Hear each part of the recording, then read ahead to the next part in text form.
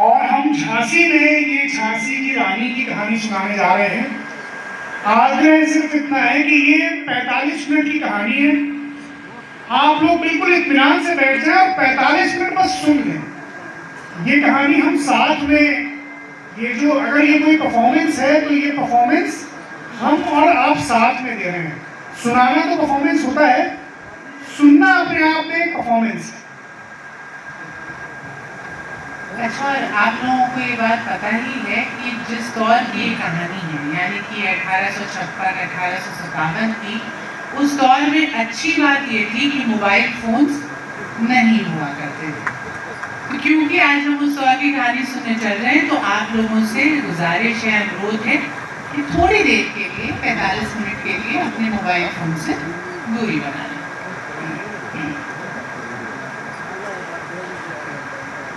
जो लोग आगे हैं वो कहीं सेट हो जाए सीटों पर, जहां भी जगह मिल जाए, और जो अभी अभी आए वो बैठ जाए आराम से। सिर्फ 45 मिनट हम आपसे मांग रहे हैं, बिल्कुल गंभीरता के।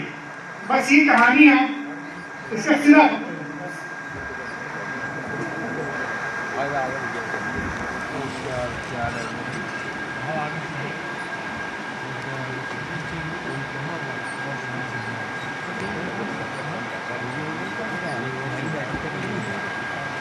देखिए, दास्तान या किस्सा जब हम सुनाते हैं उसकी परंपरा ये है कि कोई चीज़ अच्छी लगे तो आपकी झांसी की रानी की दास्तान है। जहाँ पर आपको कोई बात अच्छी लगे, आपको पता है कि अपनी जो प्रतिक्रिया है वो तक कैसे पहुँचानी है, और वरना कुछ ना करे सिर्फ कहानी को सुनो।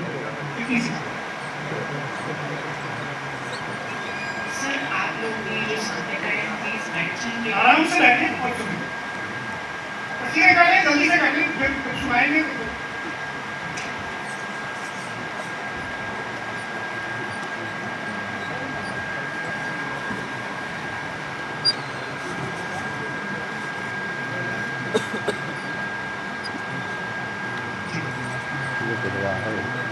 अजय जी, तो आराम से बैठ जाइए, जहाँ भी जगह मिले वहाँ बैठ जाइए। जिनको जगह न मिले, जो खड़े हैं वो यहाँ आकर स्टेज पर हमारे साथ बैठ अजय जी, ये बिल्कुल एक बहुत भावुक कथा है ये, और हम चाहते हैं कि इसकी उसी गरिमा से, उसी मान से इसे सुनें। बोले हम इनसे कह रहे थे चेक करा लो, चेक नहीं करवाया। राहुल जी 5 दिन से जय भाई बहुत दिनों से इस प्रोग्राम की तैयारी कर रहे थे, और जितनी बार उनसे बात हुई, हमें सबसे अच्छी बात ये लगी कि उनकी वाणी में एक संवेदना है झांसी की रानी को लेकर। वो इतने पैशनेट हैं, उनको एक धुन है, एक जुनून है कि झांसी में उनके जन्मदिन पर एक प्रोग्राम जैसा हम करना चाहते हैं वैसा कर सकें।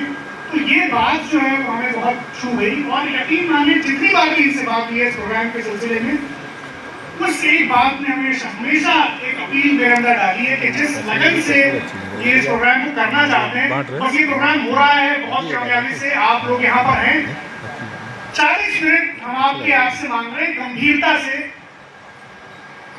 ये इधर उधर चलिएगा मत, बैठ जाइएगा और आराम से सुनिएगा, बस इतनी सी बात।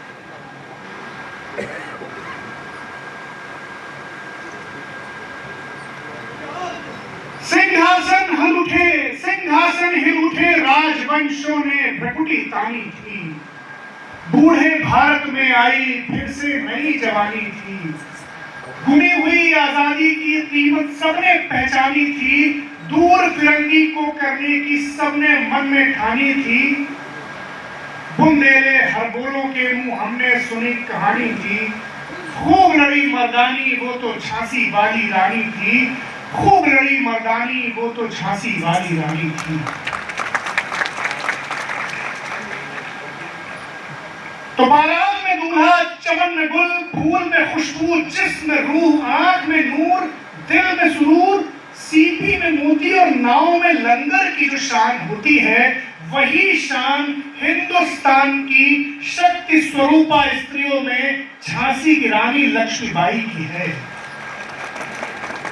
रानी के शौर्य का किस्सा जब भी छिड़ता है तो मन में तारीख का एक दौर जिंदा हो जाता है।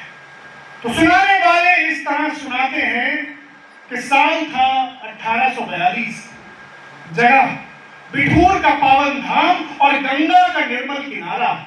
एक शाम आसमान पर बादल छाए थे, दिन ढल चुका था कि तभी देखा दूर से दो लोग घोड़े पर सवार चले आते हैं। दोनों बच्चे ही नजर आ रहे थे, एक लड़का एक लड़की। लड़के की उम्र कुछ 16 साल, लड़की की यही कुछ 12-13 साल। लड़का एक जरा आगे निकला तो लड़की ने अपने घोड़े को एड़ दी और कहा, अच्छा बेटा, देखती हूँ कैसे आगे निकलता है। और इसके बाद लड़की पलक झपकते लड़के से बहुत आगे निकल गई। लड़के ने बराबरी जो करनी चाहिए, घोड़े की रफ्तार बढ़ाई तो घोड़ा लड़खड़ाया और सीधा जमीन पर आ गिरा। घोड़े का गिरना था कि लड़का भी गिरा, सर उसका एक पत्थर से टकराया, खून बहने लगा और लड़का चिल्लाया, मनु मैं मरा। इतना सुनना था कि लड़की ने तुरंत अपना घोड़ा रोका, मोड़ा और उतर कर ढांढस बनाते हुए लड़के से कहा, घबराओ मत नाना, चोट बहुत गहरी नहीं लगी है, तो मैं अभी कोठी पर लिए चलती हूँ, वहां मरहम पट्टी हो जाएगी और बस तुम चंगे हो जाओगे। इतना कहकर मनु ने एक हाथ से घोड़े की लगाम थामी, दूसरे से खून में तर नाना को बिठाया और फिर खुद उसके पीछे जा बैठी। मोरोपंत मनु के पिता जब मनु नाना साहब को लेकर खून में तरबतर कोठी पर पहुंची तो मोरोपंत मनु के पिता दोनों की हालत देखकर घबरा गए। उन्हें समझ में नहीं आया कि हुआ क्या। उन्होंने मनु से पूछा, अरे मनु, ये चोट कैसे लगी? अरे काका, मुझे नहीं आई ये चोट, ये आपके लाडले नाना है ना, इन्हें आई है चोट। अरे मगर लगी कैसे? अरे जरा सी बात थी, घोड़े ने ठोकर खाई, ये संभाल नहीं सके, बेचारे घोड़ा चल निकला। मोरोपंत ने मनु की इस मस्ती पे ध्यान नहीं दिया, मगर वो इस बात से बहुत खुश थे कि उनकी बिटिया मनु नाना साहब से उम्र में छोटी होने के बावजूद उसे अपने घोड़े पर अकेले बिठाकर कोठी तक ले आई थी। मोरोपंत ने नाना को एक मुलायम बिछौने पर लेटा दिया, उसके घाव को धोया, उस पर मरहम लगाया, पट्टी बांधी, मगर नाना दर्द से तड़प रहा था और उसकी ये तड़प मोरोपंत को परेशान कर रही थी। मगर तभी मनु इठलाई और बोली, नाना अब इतनी भी नहीं लग गई है, 56 बाल्टी आंसू बहा दिए। और काका, आप भी ऐसे कर रहे हैं जैसे पता नहीं क्या हो गया। चोट जरा सी नहीं है मनु, खून देखो कितना बह गया है। अरे खून तो बह ही गया है, अब आंसू तो न बहाए। और काका, आप जो वीर शिवाजी महाराज की गाथाएं सुनाया करते थे, उनमें क्या लड़ाइयां रेशम की डोर और कपास की पौनियों से हुआ करती थी? मनु, ये बच्चा है। बच्चा? मुझसे बड़ा है, कुश्ती और मलखम करता है। अभिमन्यु कैसे रहा था? तब की बात और थी मनु। क्यों? अब क्या बदल गया है? सब कुछ वही है, वही धरती, वही चंदा, वही सूरज, वही सितारे। अब क्या बदल गया है? अब इस देश का भाग्य बदल गया है, अंग्रेजों के भाग्य का उदय हुआ है।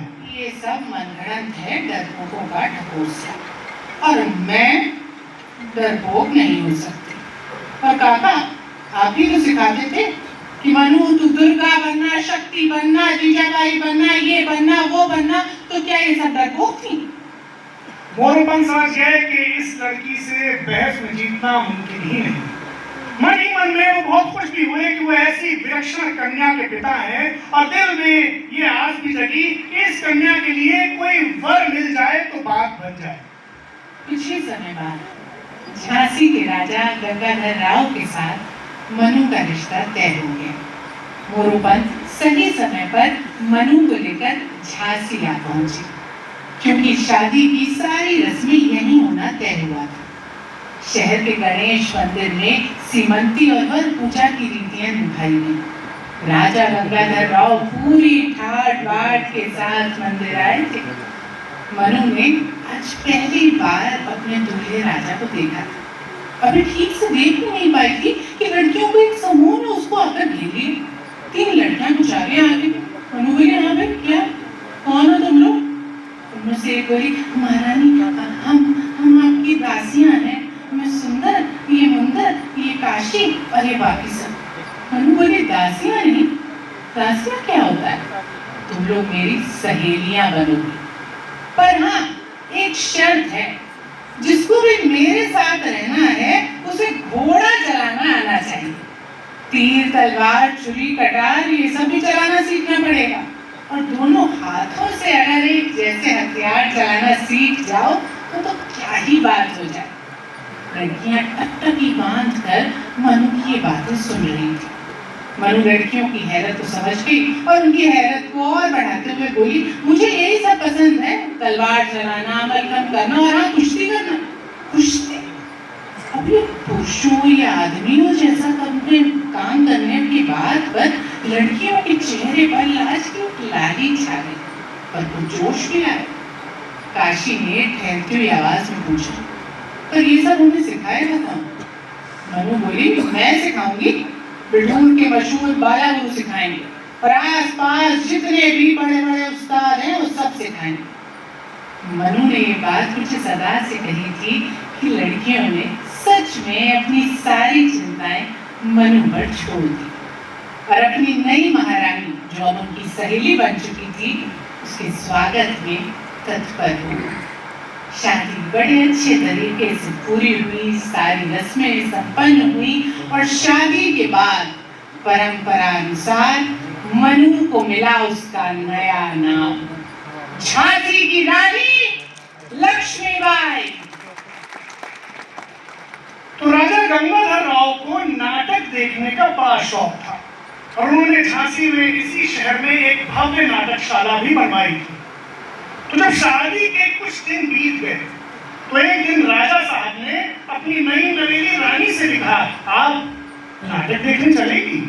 रानी ने फरमाया, हाँ, स्वराज तो आ ही गया है, अब नाटक देखने के सिवाय काम ही क्या बचा है। राजा साहब को व्यंग्य का ये बाण जरा गहरा लगा, मगर फिर अपने आप को संभाला और पूछा, अरे मगर ये कुश्ती, तलवार, मलखम, पहलवानी, इसके अलावा भी तुम्हें कुछ पसंद है? पसंद है ना, सहेलियों को अपना सा बनाना।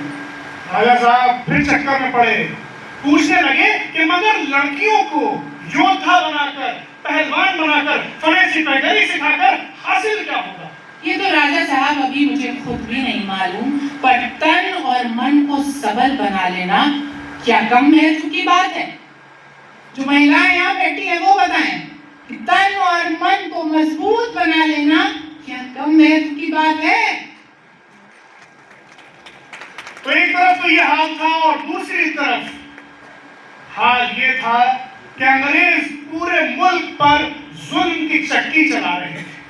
बिहार और बंगाल उनकी मुट्ठी में था, पंजाब पर वो पहले ही काबिज थे और मध्य प्रदेश उनकी बपौती बनता जा रहा था। और इस पूरे दृश्य में सिर्फ दो रोड़े थे जो अंग्रेजों की निगाह में खटकते थे, एक झांसी की बड़ी मराठा रियासत और दूसरी लखनऊ की नवाबी। तो हाल झांसी का सुनिए कि यहाँ के राजा गंगाधर राव को हर वक्त ये फिक्र सताती रहती कि अगर वो बे औलाद मरे तो अंग्रेज झांसी के राज को कंपनी के राज में मिला देंगे।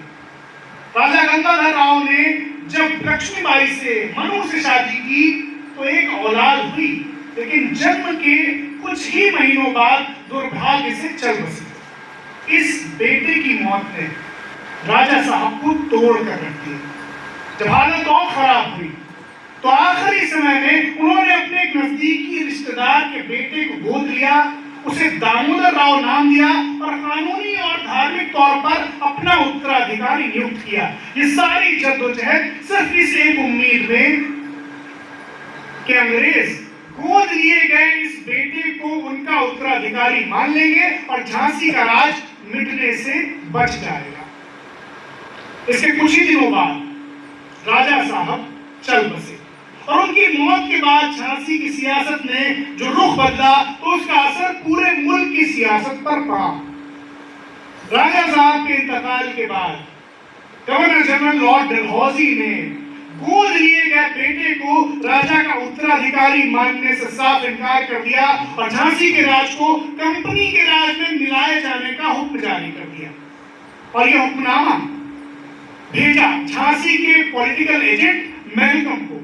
मैकम ने ये हुक्मनामा दिया मेजर एलिस को और कहा कि सरे दरबार जाकर बावाज़े बुलंद इसे पढ़ा जाए। तो मेजर एलिस जब हुक्मनामा लेकर झांसी के दरबार में पहुंचा तो तारीख थी 13 मार्च 1854। मेजर एलिस ने जब अपनी जेब से वो हुक्मनामा निकाला तो दरबारियों के कलेजे धक धक करने लगे। एक सांस में बावाज़े बुलंद मेजर एलिस के हुक्मनामा पढ़ता चला गया और जब उसका ऐलान खत्म हुआ तो दरबारियों के मुंह से निकला हाय, दीवान के मुंह से निकला उफ और मोरोपंत के मुंह से निकला अनहोनी हुई। और बहुत सारे ऐसे थे जिनके मुंह से कुछ नहीं निकल सका, जो सद रह गए, खामोश रह गए। और ये खामोशी तभी टूटी जब यकबयक बुलंद लहजे में पर्दे के पीछे से झांसी की रानी के स्वर गूंजे, मैं अपनी झांसी नहीं दूंगी।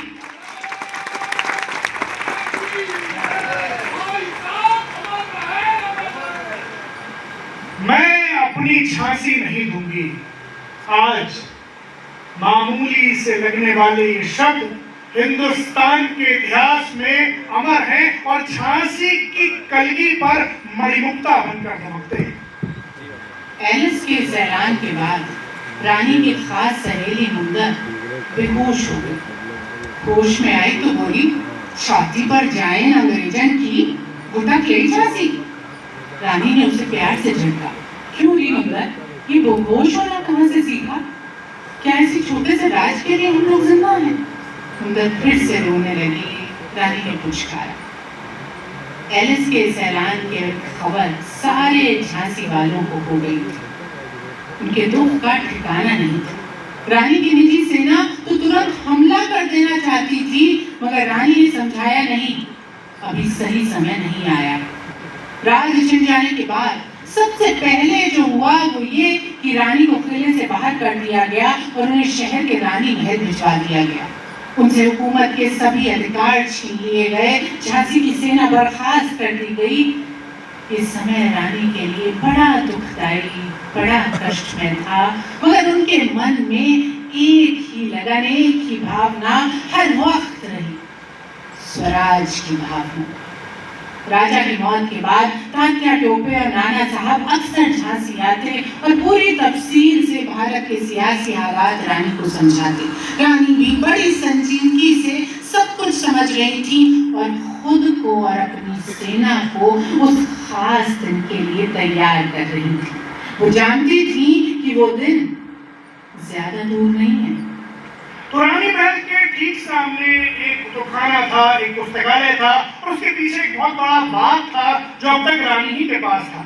तो रानी हर सुबह नियम से उस बाग में जाती और अपने साथ खास तौर पर झांसी की लड़कियों को, औरतों को ले जाती और भी झांसी वालों को ले जाती और सुबह से शाम तक खूब रियाज करती, खूब साधना करती, हथियारों की, कुश्ती की, खेलकूद की, गोलेबाजी की, तीरंदाजी की। और ये सब कुछ इस शिद्दत से करती जैसे ये उनकी जिंदगी का सबसे अहम काम है। इतना ही नहीं, रानी महल में पुरानी लड़ाइयों के नक्शे थे, वो सब निकलवा लिए गए और गौर से उनका अध्ययन किया गया। झांसी में जितने भी माहिरीन जंग थे, युद्ध कला के उस्ताद थे, सबको बुलाया गया और नए सिरे से रणनीति तैयार की गई। इतना ही नहीं, रानी अपनी खास टुकड़ी के साथ हर रोज झांसी के आसपास के इलाकों में घुड़सवारी करती हुई देखी गई ताकि झांसी के आसपास का पूरा भूगोल उनके जहन में नक्श हो जाए, उनके मस्तिष्क में छप जाए। उनके पुराने सरदार जो फौज से बरतरफ हो चुके थे, क्योंकि फौज अंग्रेजों ने बर्खास्त कर दी थी, मगर ये सरदार अपनी खुददारी को, अपने स्वाभिमान को, अपने देश प्रेम को ना भूले थे। इसलिए रानी ने इन्हें बुलाया और खास तौर पर तैयार रहने को कहा। और जब ये सब तैयारियां पूरी हो गई तो फिर दामोदर राव के जनेऊ संस्कार के बहाने रानी ने सारे सरदारों को इकट्ठा किया और आगे की मंसूबाबंदी की। उधर अंग्रेज जो जुल्म हिंदुस्तान पर कर रहे थे, उस जुल्म के खिलाफ अब कई दिनों में विद्रोह की चिंगारी पैदा हो गई थी और बहुत से दिल ऐसे थे जिनमें ये चिंगारी शोला बन के लपकती थी। तो जून 1857 आते आते पूरे मुल्क में क्रांति की ज्वाला भड़क रही थी। तो इसी झांसी में क्रांतिकारी सिपाहियों ने झांसी के स्टार फोर्ट पर कब्जा कर लिया और यहाँ जो अंग्रेज मौजूद थे उन्हें झोकन बाग ले जाकर बेरहमी से कत्ल कर दिया। इस खूनरेजी के बाद अंग्रेज थर्रा गए, घबरा गए और झांसी से भाग खड़े हुए। मगर ये तय हो गया कि अंग्रेज लौटेंगे और जब लौटेंगे तो टक्कर होगी। मगर फिलहाल अंग्रेज झांसी से बाहर थे और पूरे मुल्क में क्रांति को दबाने की कोशिशें कर रहे थे। जून 1857 से मार्च 1858 तक झांसी रानी ही के इख्तियार में रही। किले पर एक बार फिर रानी का झंडा लहराने लगा। जब रानी तख्त पर आई तो बहुत सारे लोगों को यह गलतफहमी हुई कि एक औरत क्या, एक लड़की 23 साल की नवयौवना ये भला राज करना क्या जाने। तो इस गलतफहमी के तहत बहुत सारे लोगों ने झांसी की तरफ नजर उठाकर देखा। तो सबसे पहले राजा गंगाधर राव के नजदीकी रिश्तेदार सदाशिव राव और उसके बाद ओरछा और दतिया की मिली जुली सेनाओं ने झांसी पर हमला किया। मगर दोनों ही बार रानी ने इस हुनरमंदी, इस बहादुरी, इस जुर्रत, इस हिम्मत, इस शुजाअत से लड़ाई लड़ी कि पहली बार में ही दुश्मनों के दांत खट्टे कर दिए और उन्हें पीछे हटने पर मजबूर कर दिया। और यहां से ये बात, ये पैगाम अंग्रेजों तक भी पहुंचा कि झांसी का मोर्चा आसान नहीं होने वाला। कुल मिलाकर झांसी रानी के पास थी और अब अजीम अंग्रेज फौजी कमांडर जनरल ह्यू रोज मार्च 1858 में झांसी की तरफ एक बहुत बड़ी सेना लेकर बढ़ा। तो एक तरफ 57 साल का तजुर्बेकार फौजी कमांडर जनरल ह्यू रोज था, जिसने अपनी जिंदगी में कई फौजों में अंग्रेजों की क़यादत की थी, नेतृत्व किया था।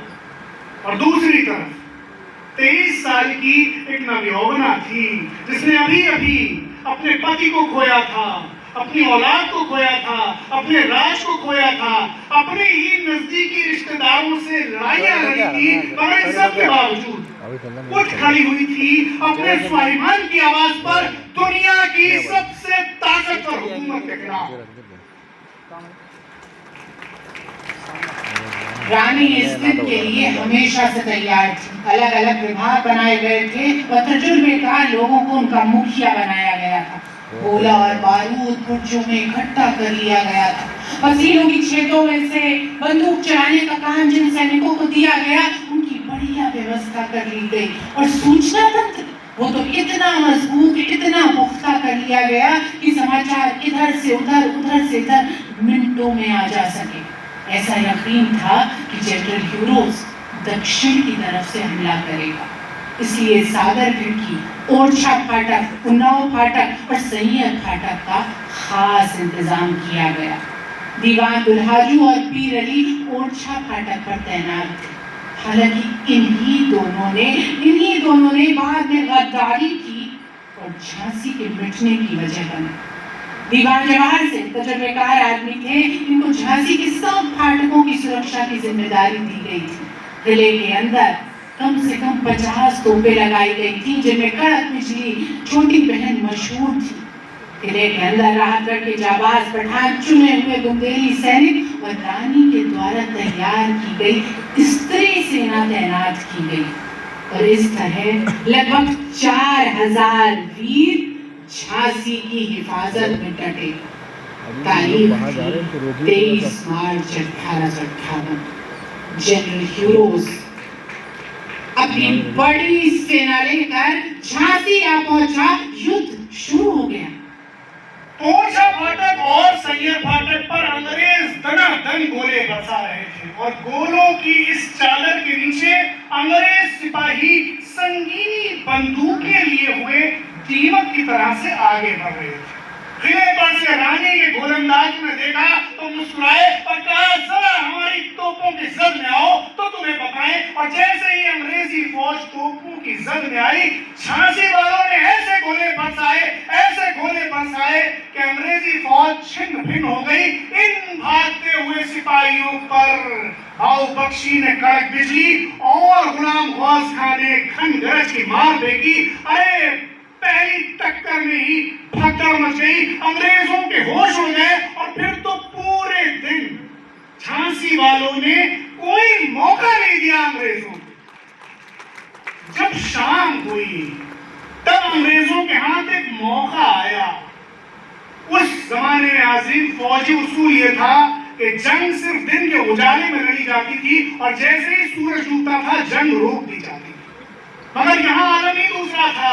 यहाँ सूरज ढला मगर जंग की भयावहता में, खौफनाकी में कमी नहीं आई। जंग वैसी की वैसी जारी रही। मगर रानी, झांसी की रानी ऐसी दूरंदेश थी कि उन्होंने इस जंग के लिए खास तौर पर दोहरी पाली डबल शिफ्ट का इंतजाम किया था। तो जैसे ही सूरज डूबा तो एक यादगार वाकया हुआ कि जैसे ही सूरज डूबा झांसी के मर्द पीछे हटे और तोपों की जिम्मेदारी झांसी की औरतों ने संभाली। यह अजीम कोई एक दिन की बात नहीं थी।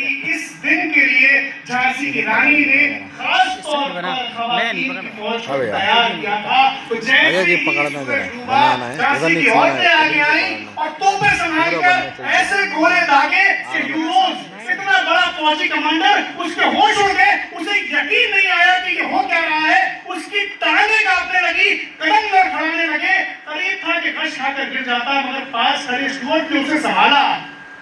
यूरोज बोला स्टुअर्ट से कि ये मैं क्या देख रहा हूं, औरतें तोप चला रही हैं, जंग के बीच खाना पानी बांट रही हैं, गोले आसमान से बरसते हैं, झांसी वाले टस से मस नहीं होते, मौत का खौफ भूल गए हैं क्या?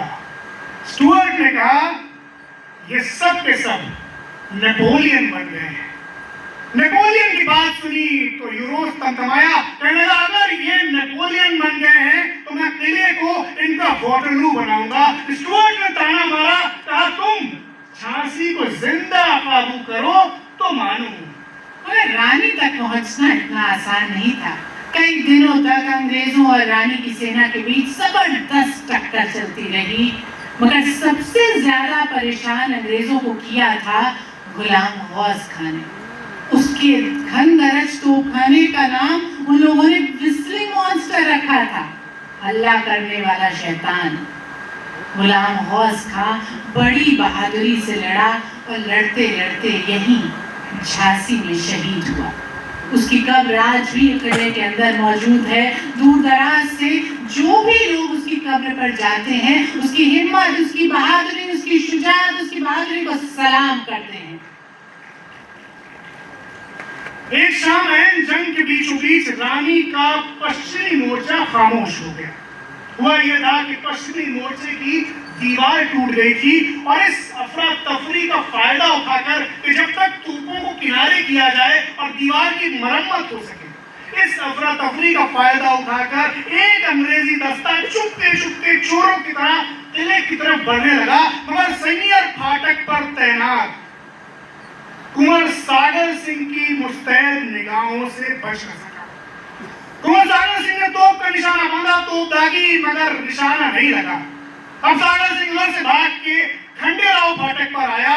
वहां जो सिपाही मौजूद थे उनसे कहा कि गोरे किले के अंदर आना चाहते हैं, अगर इन्हें रोकना है तो अभी के अभी नीचे उतरना पड़ेगा।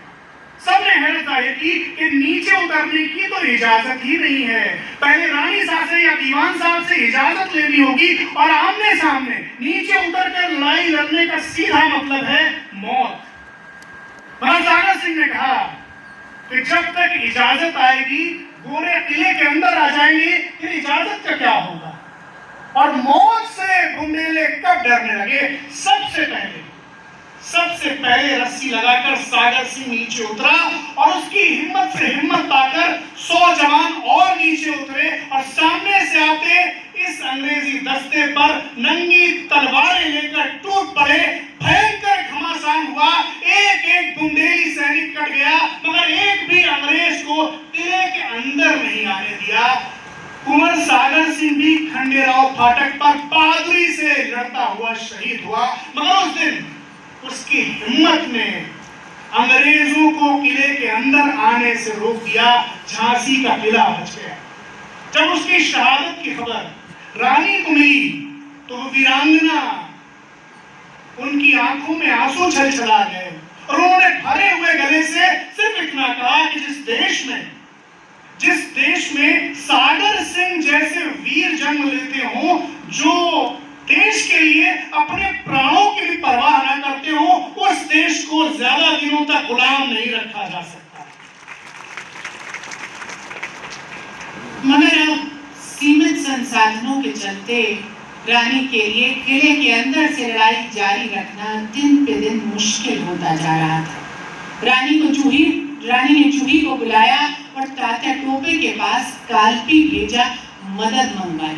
अगले ही दिन तात्या टोपे अपनी बड़ी रोहेली सेना लेकर झांसी आ पहुंचे। 1 अप्रैल को बेतवा के किनारे उनकी अंग्रेजी फौज से टक्कर भी हुई, मगर जनरल यूरोस तजुर्बेकार अफसर था। उसने तात्या की रणनीति को पहले ही भांप लिया और इसी वजह से तात्या को पीछे हटना पड़ा। उधर दीवान दुलाजू और पीरली अंग्रेजों के लालच में आ गए और लालच में आकर उन्होंने ओरछा फाटक खोल दिया। अब फिर क्या था? अंग्रेजी सेना झांसी में अंदर दाखिल हो गई। हर तरफ आग लगाई जा रही थी, चारों तरफ हाहाकार मच रहा था। एक एक करके रानी के सब्जियाले शहीद हो रहे थे। रानी की सेना मरती कटती जा रही थी। अब रानी और उनके साथियों को लग गया कि किले के अंदर से लड़ाई नहीं लड़ी जा सकती, तो बुजुर्ग नाना भोपटकर की सलाह पर रात के अंधेरे में भांडेरी गेट से कालपी जाने की बात मान ली गई। तारीख थी 4 अप्रैल 1858। रानी ने अपने 8 साल के छोटे से बेटे, अपने 8 साल के जिगर के टुकड़े दामोदर राव को एक चादर से अपनी पीठ पर कसा। सुंदर मुंदर रघुनाथ सिंह और पठानों की एक टोली के साथ भांडेरी गेट की तरफ बढ़ी। वहां अंग्रेज पहले से ही मौजूद थे। रानी और उनके बीच जबरदस्त टक्कर हुई। रानी उनको चीरती फाड़ती हर हर महादेव का उद्घोष करती हुई बाहर निकल गई। रानी जब भांडेरी गेट से बाहर निकली तो भारतीय इतिहास की एक अमर घटना हुई। झलकारी नाम की एक आम महिला सिपाही जो रंग रूप कर काटी हाव भाव खदोखाल तेवर और वीरता में रानी ही की तरह थी, उसने खुद को रानी की तरह सजाया, उन्हीं के कपड़े और जेवर जेबतन किए और उनके घोड़े पर सवार होकर किले के अंदर दाखिल होते अंग्रेजों पर काल बनकर टूट पड़ी और इतनी बहादुरी से लड़ी कि पलक झपकते कई अंग्रेजों को मौत के घाट उतार दिया। झलकारी की आमद ऐसी थी कि सिर्फ उसकी आमद की आहट पाकर अंग्रेजों में भगदड़ मच जाती और एक अंग्रेज फौजी ने जब घबराते हुए झलकारी से पूछा कि तुम कौन हो, तो झलकारी ने सिंघनी की तरफ ढालते हुए कहा, मैं झांसी की रानी लक्ष्मीबाई। अंग्रेज उस बहादुर लड़की को जिंदा ही पकड़ना चाहते थे। वो समझ रहे थे कि उन्होंने झांसी की रानी को पकड़ लिया है। झलकारी भी उन्हें खूब देर तक छकाती रही, जिससे भारत की आन बान शान रानी लक्ष्मीबाई सही सलामत बहुत दूर निकल जाए।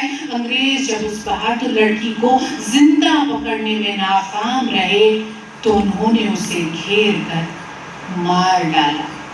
वो अब भी यही समझ रहे थे कि उन्होंने झांसी की रानी को मार गिराया है, मगर गद्दार दुल्हाजू ने जब लाश का मुआयना किया तो बताया ये रानी नहीं, ये तो झलकारी है।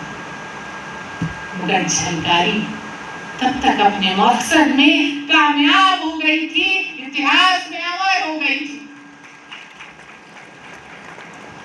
रानी रात भर चलती रही और अगली सुबह भांडेर पहुंची। पहुंच नदी के किनारे अभी दम भी न लेने पाई थी कि उन्हें खबर मिली कि लेफ्टिनेंट वोकर अपने घुड़सवार दस्ते के साथ मोर्चे को आ पहुंचा है।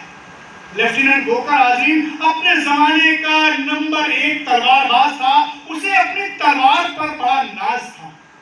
तो जैसे ही लेफ्टिनेंट बोकर मुकाबले को आया, रानी सामने आई, बोकर ने आगे बढ़कर रानी पर हमला किया। रानी ने बिजली की गति से वार बचाया, खुद को पीछे किया और फिर पलक झपकते पलट कर जो एक हाथ मारा तो पहले ही हाथ में बोकर सीधा जमीन पर आ गिरा, घायल हुआ।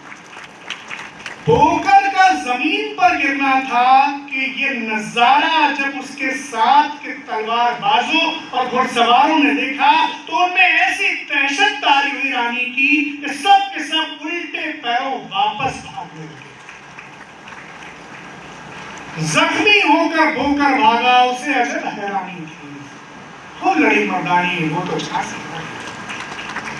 भागते हुए इन फौजियों में से किसी ने एक गोली चलाई जो दुर्भाग्य से रानी के घोड़े को लग गई। मगर इस आलम में भी वो घोड़ा रानी को लेकर वहां से निकला। रास्ते में खून बह जाने की वजह से उस घोड़े ने वीर गति पाई। रानी ने उसी वक्त रास्ते में किसी गांव से दूसरे घोड़े का इंतजाम किया और लगातार चलती रही। 102 मील का सफर बिना कुछ खाए पिए तय किया और आधी रात को कालपी जा पहुंचा। यहाँ कालपी में उनकी मुलाकात नाना साहब के भाई राव साहब और तात्या टोपे से हुई। अंग्रेज भी पीछे आ गए। अप्रैल का तीसरा हफ्ता था। कालपी में और कोंच में जबरदस्त लड़ाई हुई। बुंदेले बहुत बहादुरी से लड़े और फिर वहां से गोपालपुरा की तरफ निकल आए कि वहां नए सिरे से हिकमत अमली रणनीति तैयार होनी थी, मंसूबाबंदी होनी थी। और यहाँ गोपालपुरा में रानी ने अब एक ऐसा सवाल उठाया, एक ऐसा मशवरा दिया कि जिसने सुना वही हैरान हो गया। गोपालपुरा पहुंचकर रानी ने एक मशवरा दिया कि अब अंग्रेजों से जमकर लड़ने के लिए हमें एक किले की सख्त जरूरत है। सब लोगों ने बात का समर्थन तो किया, मगर पूछा कौन सा किला समझ में आता है? रानी बोली ग्वालियर का किला। ग्वालियर का किला उन दिनों मध्य भारत में सबसे शानदार और अभेद्य था। वहां की सेना तो रानी की तरफ थी, मगर वहां के महाराज अंग्रेजों के प्रति जरा नर्म थे। लेकिन काफी जद्दोजहद के बाद रानी का ये मशवरा आखिरकार मान लिया गया। पर अगले ही दिन तात्या टोपे और रानी ने ग्वालियर की तरफ बढ़ना शुरू कर दिया। और वहां पहुंचकर उनकी तलवारों ने ऐसी आग उगली कि बस बहुत जल्द ही रानी ने ग्वालियर के किले पर कब्जा कर लिया। इस जीत के बाद राव साहब और उनका खेमा जश्न मनाने में ही डूबे रहे। रानी ने कई बार आपत्तियां जताई, तमाम एतराज किए, मगर किसी ने उनकी एक न सुनी। उधर जनरल ह्यूरोस आखिरी हमले की तैयारी कर रहा था। वो इस बात से बहुत बौखलाया हुआ था कि इन लोगों ने झांसी और कालपी हारने के बावजूद ग्वालियर जीतने का सपना देखा और उस सपने को पूरा भी कर लिया। वो समझ गया था कि अगर झांसी की रानी जिंदा रही तो हिंदुस्तान में अंग्रेजी शासन की खैर नहीं। सो उसने तय कर लिया था कि अब कुछ भी हो जाए झांसी की रानी को मार गिराना है। तो 6 जून को वो ब्रिगेडियर स्मिथ और ब्रिगेडियर स्टुअर्ट के साथ कालपी से ग्वालियर की तरफ बढ़ा। 16 जून को वो ग्वालियर पहुंच भी गया था और इसी बीच रास्ते में पेशवा सेना को हराकर उसने मुरार पर कब्जा कर लिया था। मुरार की हार की खबर जब राव साहब को हुई तब जाकर उनकी बेहोशी दूर हुई।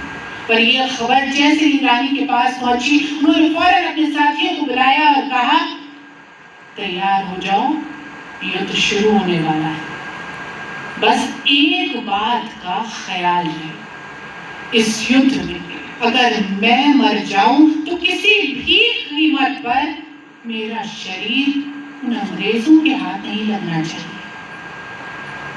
बहुत जल्द ही युद्ध की सारी तैयारियां पूरी कर ली गई। 17 जून 1858 ग्वालियर की जंग पहला दिन।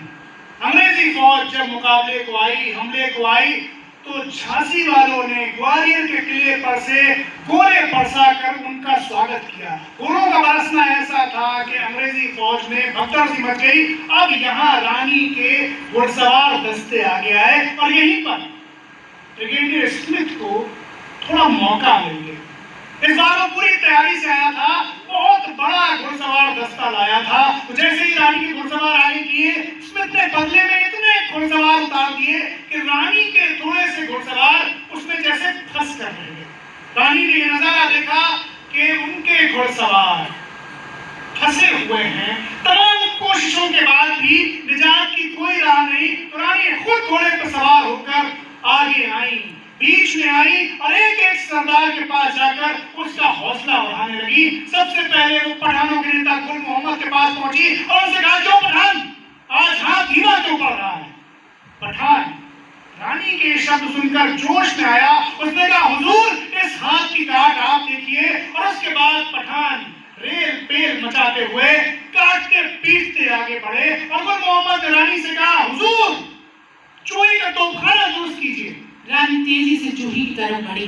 जूही अपना तोपखाना जारी किए हुए थी, मगर लाल कुर्ती सवारों को पीछे हटता देख कुछ घबरा गई थी। रानी जोर से चिल्लाई, जूही, तोप का मोरा एक अंगुल नीचा कर। जूही ने अपने साथियों की मदद से ठीक वैसा ही किया। रानी फिर दहाड़ी, जूही मार। जूही ने एक जबरदस्त धमाका किया और इसके साथ ही अंग्रेजी फौज की एक टुकड़ी पूरी की पूरी साफ हो गई। उस दिन रानी घूम घूम कर सब साथियों का हौसला बढ़ा रही थी। उस दिन सब कुछ अच्छा था। अंग्रेज शक्ति और संख्या दोनों में ज्यादा थे, मगर रानी का मुकाबला नहीं कर पा रहे थे। सब कुछ अच्छा चल रहा था, मगर एक गड़बड़ हो गई। उस दिन के युद्ध में रानी का घोड़ा शानदार प्रदर्शन करने के बाद घायल हो गया। रानी ने ग्वालियर के शाही अस्पताल से एक नया घोड़ा मंगवाया। मुमताज जब घोड़ा लेकर आई तो रानी उस घोड़े से खुश नहीं थी। उन्हें घोड़ों की विलक्षण पहचान थी, मगर वक्त कम था और काम ज्यादा, इसलिए आगे उसी घोड़े से काम चलाया गया। 18 जून 1858 ग्वालियर की जंग, दूसरा दिन। आज जब अंग्रेजों ने हमला किया तो पहले लम्हे से झांसी वाले इस रंग में थे कि जैसे आज इस जंग को खत्म करके ही दम देंगे। आज झांसी वाले इस तरह लड़ रहे थे कि जैसे ये दिन और इसका हर एक लम्हा उन्हीं के नाम लिखा हुआ है। जंग में शानदार तरीके से लड़ाई हो रही थी। अंग्रेजों के छक्के छूट रहे थे, उनमें भगदड़ मची हुई थी। वो घबराए हुए थे कि तभी कुछ ऐसा हुआ कि बाजी एकदम से पलट गई। रानी जंग के बीचों बीच थी, तभी उन्हें खबर मिली कि 2 मोर्चों से अंग्रेज फौजी किले के अंदर लाए। रानी को यकीन ही नहीं हुआ कि ये क्या हुआ, क्योंकि रानी जानती थी इसका मतलब क्या है। हुआ दरअसल ये था कि यूरोप पिछले काफी वक्त से ये कोशिश कर रहा था कि ग्वालियर की सेना के वो सरदार जो रानी की तरफ जा मिले हैं, उनमें से कुछ को तोड़ा जा सके, और आज वो इसमें कामयाब हो गया। तो रानी खुद घोड़े पर सवार होकर उस जगह पर पहुंची तो सामने जो नजारा दिखा, एक पल को वो ठहर गई। सामने एक जंग सैलाब था, दुश्मनों का एक महासागर था जो उमड़ता घुमड़ता किले की तरफ बढ़ता चला रहा था। रानी ने खामोशी से अपने सरदारों को, अपने साथियों को कुछ इशारा किया और अगले ही पल ये लोग किले से बाहर निकलकर लड़ने के लिए तैयार हुए। एक जरा आगे बढ़े तो पीछे से भी अंग्रेजी फौज आई। अब कोई चारा नहीं था, कोई चारा नहीं था कि दुश्मनों के इस महासागर में उतरकर इसे सामने से चीरते हुए, काटते हुए आगे बढ़ा जाए, क्योंकि बहुत सामने कुछ दूरी पर सोमरेखा नाला था जिसके पार अभी भी पेशवाई सेना थी। तो नाला पार करते ही इस जंग को दूसरा दौर मिल जाना था। रानी और उनके साथियों ने तेजी से दुश्मनों को चीरते फाड़ते आगे बढ़ना शुरू किया। सबसे पहले रानी के पैदल सवार, पैदल दस्ता, सबसे पहले लोहा उन्होंने लिया। जून की चिलचिलाती गर्मी, चिंगारियों ने चिंगारी उगली, लोहे ने खून पिया, देर तक लाई हुई एक एक प्यादा मारा गया, मगर किसी ने रानी की तरफ एक नागवार कदम नहीं बढ़ने दिया। उसके बाद लाल कुर्ती सवारों की बारी आई। ईरानी की खास टुकड़ी थी। ये सब आखिर तक लड़ते रहे, मगर रानी को अपनी तलवारों के साए में रखा। और रानी, उनका तो आज रंग ही दूसरा था। उनके तो कहने ही क्या। एक अंग्रेज फौजी जो ग्वालियर की जंग के दूसरे दिन रानी के साथ लड़ा था, उसने अपनी डायरी में लिखा कि मैंने ग्वालियर की जंग के आखिरी दिन रानी लक्ष्मीबाई को लड़ते हुए अपनी इन्हीं आंखों से देखा था। रानी अपने घोड़े की लगाम को अपने दांतों में दबाए, अपने 8 साल के बच्चे को अपनी पीठ में बांधे, दोनों हाथों से तलवार चलाती हुई आगे बढ़ रही थी। और बुंदेलखंड वाले, झांसी वाले, उन्होंने तो एक मुद्दत तक ये नहीं माना कि ग्वालियर की जंग के दूसरे दिन कोई स्त्री या रानी लक्ष्मीबाई अंग्रेजों से लड़ रही थी। बुंदेली लोकगीतों में आता है और बार बार आता है कि ग्वालियर की जंग के दूसरे दिन रानी लक्ष्मीबाई नहीं बल्कि काली, शक्ति, दुर्गा और भवानी यकजा होकर दुश्मनों का सामना कर रही थी। तो रानी पूरा जोर लगा रही थी। घोड़ा बिजली की रफ्तार से दौड़ रहा था, तलवार अफसानी तरीके से उठ रही थी, चल रही थी, और नाला बिल्कुल सामने था, और नाले के पार करते ही दूसरा दौर आ जाना था। मगर तभी एक गोली चली जो रानी की खास सहेली मुंदर के जा लगी। मुंदर जोर से चिल्लाई, भाई साहब मैं मरी। रानी ने रघुनाथ सिंह को इशारा किया, जाओ मुंदर के शव को संभालो। रानी बाकी साथियों के साथ अंग्रेजों से मोर्चा ले रही थी। रानी ने घोड़े को पार कराने के लिए, सोन रेखा पार कराने के लिए, सोन रेखा नाला पार करते ही सारी मुश्किल हल हो जानी थी, मगर घोड़ा अड़ गया। इतने में एक अंग्रेजी सवार आया, उसने गोली दागी, गोली रानी की जांघ पर लगी, खून का फव्वारा छूटा।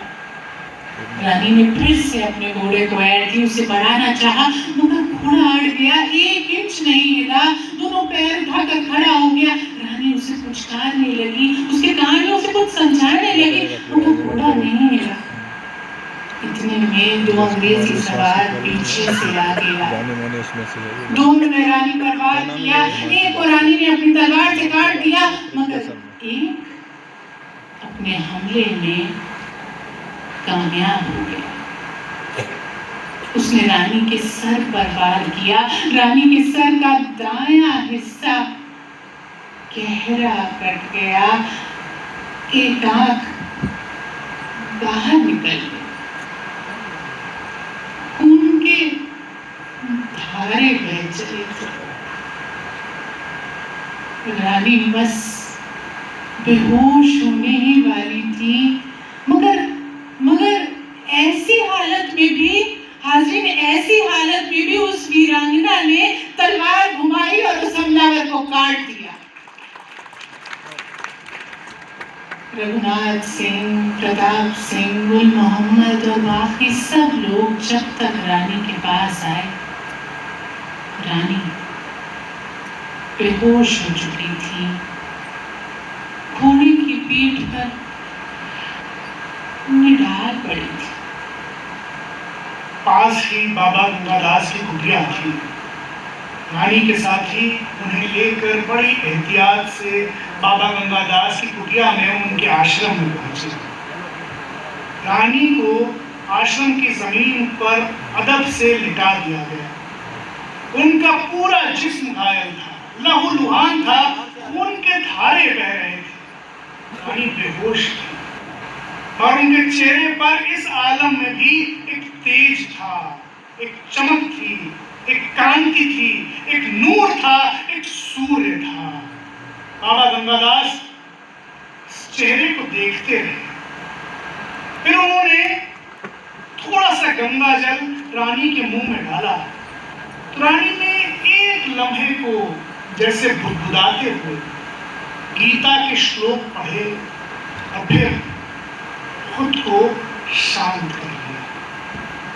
बाबा गंगादास देर तक रानी को एक तक देखते रहे और फिर अनायास उनके मुंह से निकला, अमर हो गई झांसी की रानी।